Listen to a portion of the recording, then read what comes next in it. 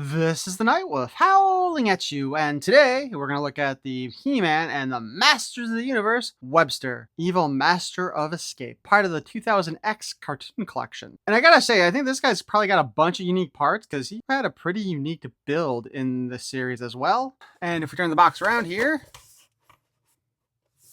we see, as seen on the Web of Evil, you can pose his spider legs. Which, by the way, this kind of shows that he does not have the action feature that pretty much every previous version of Webstor has had. So that's a little disheartening. I would have to rewatch the episode to see how accurate that is, though, because I don't know if he... I mean, I think it's probably safe to say he did actually probably go on spider webs and stuff, but I don't remember. As part of this wave, we have Keldor, the evil apprentice of Hordak, Buzz-Off, the heroic spy in the sky, and Webstor, the evil master of escape. By the way, this wave actually snuck up on me. I did not realize it was available when it first came out, and then when I tried to order it, Webstor was not available on any of the usual websites I go to, so I ended up having to order him off of Amazon, and he actually ended up being the first one of the figures to come in. But anyway, let's go ahead and open him up, shall we?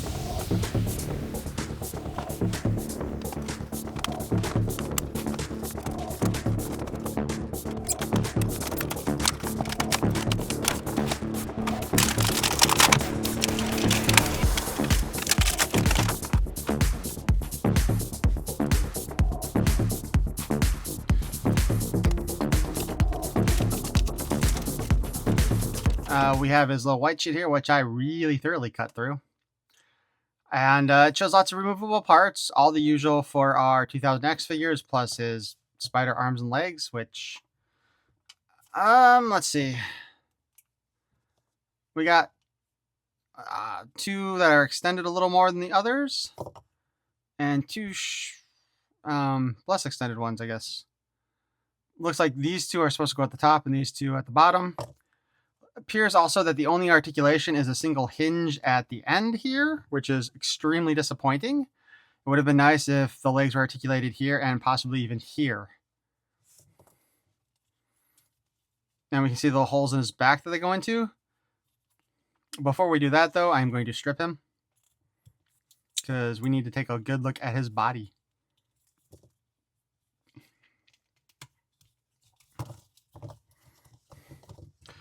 So he definitely comes with a new torso. We can see even up at the neck here, it's a slight redesign. However, you might notice, well, hopefully you guys can see the color mismatch is quite heavy here. The arms are darker than and less shiny than the torso here is. His skirt piece is new. His crotch is old. That sounded weird. His legs, I mean, most of the legs in this line have been different here at the boot cut. But yeah, this is a lot more different than usual. The feet are designed with kind of like a slight kink, like you would see in like a cat or whatever, maybe. Also, it kind of resembles high heel shoes, really, when you get right down to it. And then the legs actually stick into the harness, which I think that's going to be odd. And this guy does have a curved body, so yeah, they did give us a brand new torso with that curve. I wonder if they'll use that with any other characters. Actually, the neck alone might make it harder to do that with, unless Buzz-Off shares a torso with him. That's a possibility since Buzz-Off is the only other insectoid creature. But let's go ahead and put his other arms on. Oh yeah, by the way, the neck peg here, the hole for the neck peg is offset towards the back of the face. All right, like I was saying, I think these two longer ones, based on this, are meant to go on the top. So they will spin and then hinge a bit. But look, if you look at this, there's no like tab here to help anchor it in. It's literally just slide it in and hope the friction holds it in place, basically. Oh shit, I think I meant to do that the other way. No, either way. Put the two slightly kinked ones underneath and the two highly kinked ones at the top.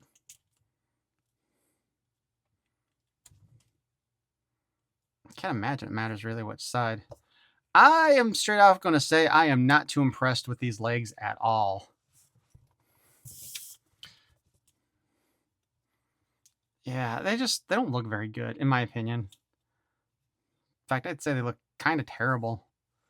Classics definitely did a better job when it came to doing the extra legs on the backpack, but they were kind of small and ugly and all the same, I want to say. So these are different, so that's a plus. It's just the way they hook in there and their articulation. Like, this isn't so much moving at that hinge here when you move it, as it's just warping the hole in the rubber of his harness. And to me, that is a big negative to the figure. Does it matter what side these go on, though? How different does it look? No, I guess it does make a difference.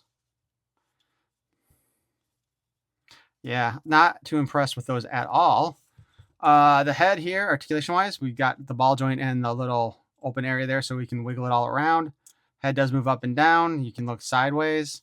You can look kind of, whoops. You can pop his head off when you try to look up towards the side. I mean, it does work, actually.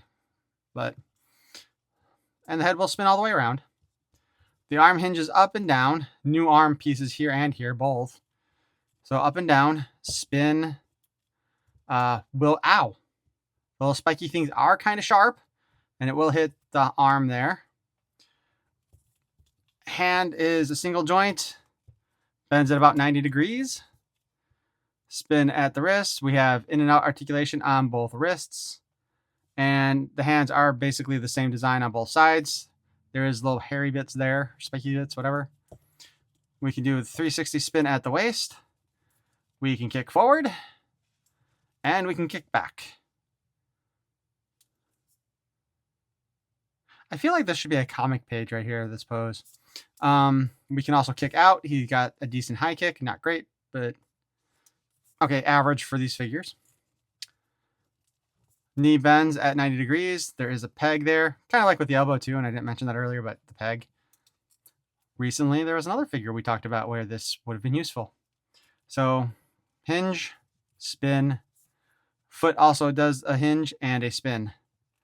He's got that little dew claw in the back, I guess, maybe. I'm not sure why that's there, to be honest with you. But it is.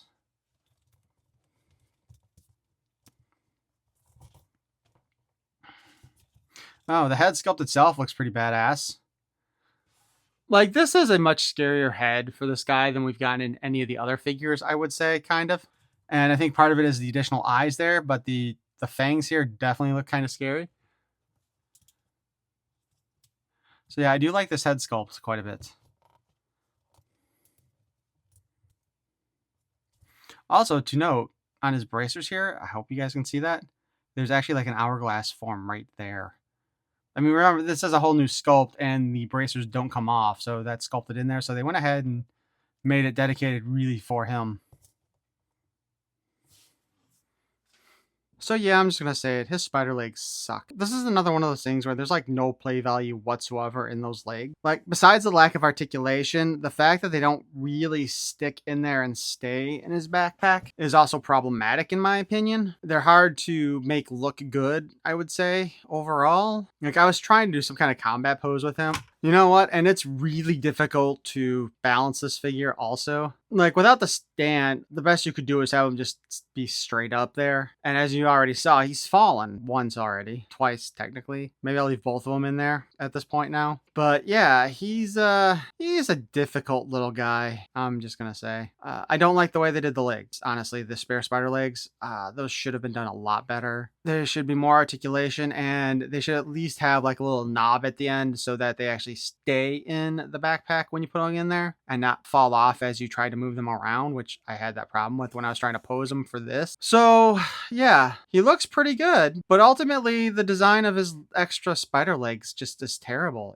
It's awful. They could have done a much better job on that. Like, I would have been happy for this guy to be a deluxe figure if they did the rest of him better, but they do seem to be saving the deluxe branding here for are larger figures, and I don't think Webstor was particularly any larger really than any of the other characters. So that's probably why they didn't go the deluxe route and give us better articulation. Still, like I said, I would have gone with the deluxe route and just did a better job with his backpack and legs and stuff like that. And given us a weapon or something. Like, he comes with no accessories other than the extra legs, which again, make him a deluxe, give him some weapons, make the legs extra articulatable, and so that they stay in the fucking backpack. I don't think that's too much to ask for figures like this. And I am willing to pay the extra for the deluxe fee for that with this guy, and go ahead, make him a little bit bigger. They already had to make up almost all the extra parts there. I think the only reuse in this guy is literally just the thighs and the upper calf area, and that's it. Everything else looks brand new to me. So this is kind of a failure in my opinion. They could have gone the deluxe route. They could have made him taller, could have given us better articulation on the legs and given us some kind of a weapon or gimmick. But those are my thoughts on this figure, and I'm wondering what you guys think. So if you want to mention that in the comments below, that would be great. I'd appreciate it. And if you've enjoyed this look at the 2000X version of Webstor, please feel free to web that like button. And if you want to hear more of my nonsense in the future, you can subscribe. Perhaps you might even want to go ahead and give a little tippy tap to that notification bell. I thank you for watching. Peace and love.